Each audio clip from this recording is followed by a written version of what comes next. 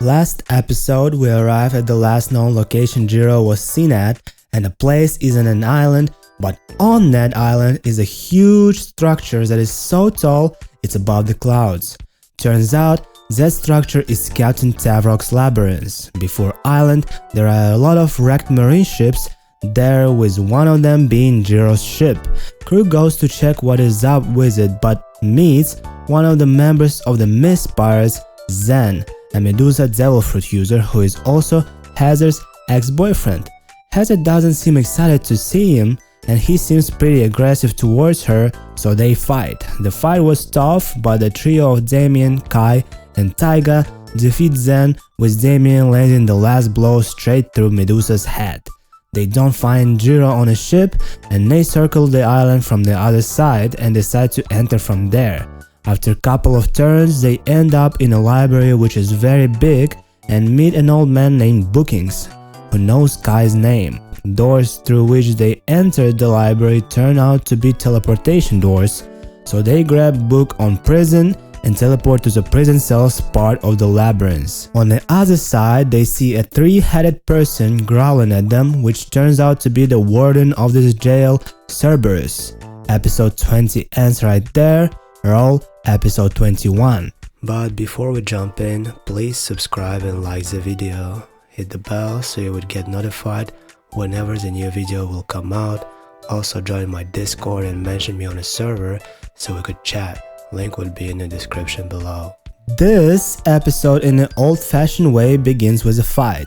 But not just a fight, the fight against the CERBERUS himself.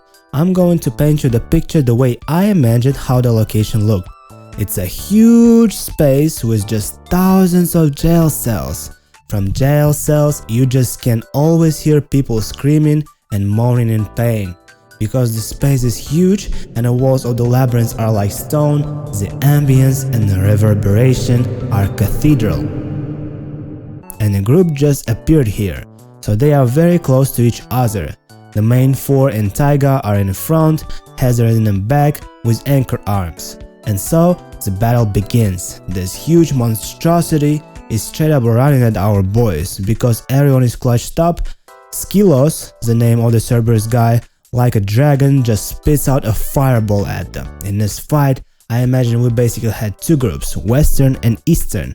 Western is the group that attacked the left side of the CERBERUS, which includes Yokan, Bradley and Taiga, and the Eastern group is that which attacked the right side of the CERBERUS, which is Damien and Kai. Hazard is a support in the back, but close to Bradley, like behind him. The Western side is having a rough time against the left side of the CERBERUS. Our boys are not rolling as well and not hitting Skilos as much. The Eastern side is doing better, with Kai doing good and Damien doing okay. Then, Anchor Arms decides to check what is up behind the door, which I would imagine is behind them, and around the corner there is a humongous Yeti-like beast fully chained up, but that doesn't scare our precious brave boy, so he goes further and sees another guy who looks like a bunny and has a unicorn horn sticking out his forehead. He reports that information to the guys, and Kai assumes it's his grandpa Mako. The other guy, when asked about Jiro, answers that he doesn't know who that is. He also seems very calm, like he has found his zen. Kai, having flashbacks to the tragic incident with his grandpa killing his grandma, whose name is Tiana by the way, in rage, jumps on top of the beast and with his spear critically hitting, deals a big amount of damage, making Skilos divide into three different dog people. But after that, the crew has some bad time with the Western guy who uses like a flaming axe, knocks out Yokan, knocks out Taiga, and deals a lot of damage to Bradley. And Hazard is just using her spells on Yokan, with Bradley picking up Taiga using medkits. And that happens several times. Skilos just hits with his flaming axe and bites, and they are immediately knocked out. The other dog people have a flaming spear and a sword. Kai is still on top of the right one and he knocks Kai out. And by the way, for 2 good rounds Kai doesn't get help. And he fails the first death roll, so if he rolls a 1, he's gone. He fails the second one, thank God not critically, but one more fail and he's dead. Good for the crew, Damien manages to finish off one that was taking out the Western group because he had the lowest HP. Then he manages to kill the one who knocked out Kai, who was damaged but had life in him. And the third one is the Healthiest. They all gang up on him, but the one who manages to finish him off is none other than Anchor Arms himself. He remembers Kai's inspiring words and he concentrates on his anchor arms really hard, and his arms don't just turn into anchors, they are now chains. So when he swings with his arm, they turn into anchors and they fly with chains. It's basically Luffy's Gomu Gomu no pistol. And Anchor Arms in slow motion deals the final blow to Skilos and the fight ends. Well, that was stressful. Everyone is on the edge of dying and they hear a Denden Mushi call that fell out Skilos. And on the phone is Tavrok himself. Bradley talks to him and he apparently knows about Branch 101 and that Hazard is with them.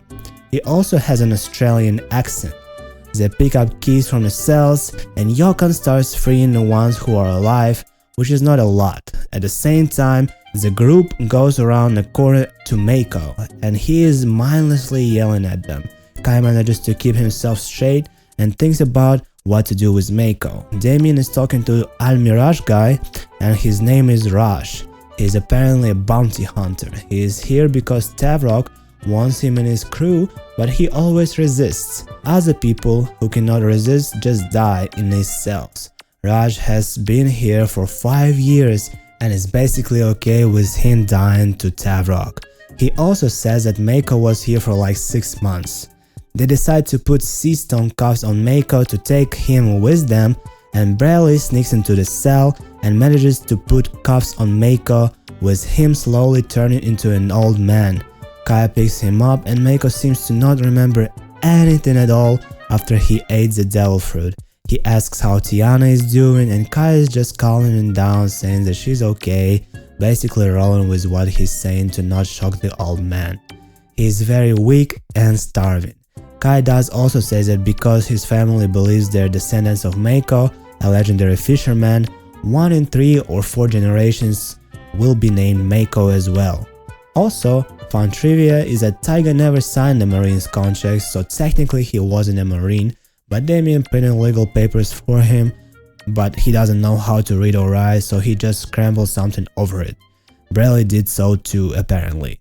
Anyway, back to it. Seeing Mako turn into an old man, Raj teleports to Damien, so he has the ability to do close-range teleportation.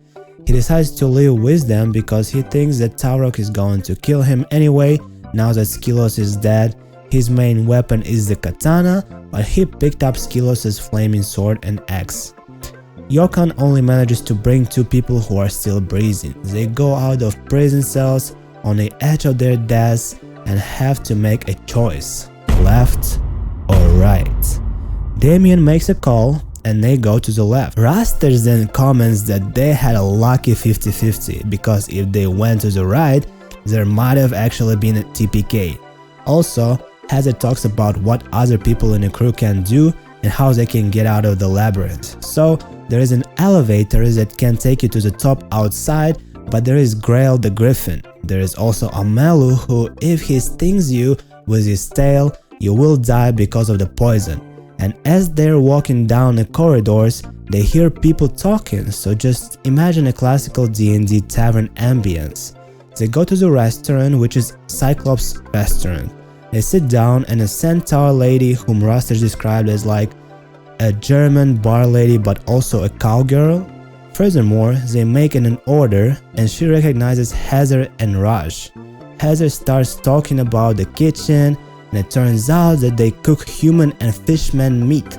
So when they ordered fish and it came, Bradley just became furious and stopped everyone from eating it. There were also surprisingly 2 fishmen sitting on the other table, and I guess they figured out it was a cooked fishman. One of them went into the kitchen but flew right out dead. Centaur lady quickly cleaned up everything. Also, when Briggs asked later on, Rastage basically said that these fishmen were actually part of his father's crew because they had the tattoos, but Bradley actually doesn't know the tattoos himself. So it was more so for the viewers. Hazard also mentions that Centaur lady and a Cyclops chef have a thing together, but Bradley is very angry and wants to kill that chef.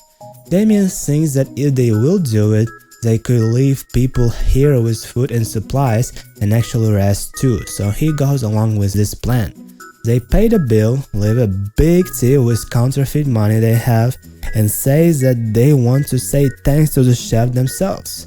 The Centaur lady allows them and they enter the kitchen. There they see just a fishman spinning on a rotisserie stick straight up. Cyclops, hearing that they really like his food, is very happy, and then Bradley says the key phrase on which they attack. "Fuck you," and a fight begins, where they will have a surprise first round, and episode 21 ends right there. To be continued.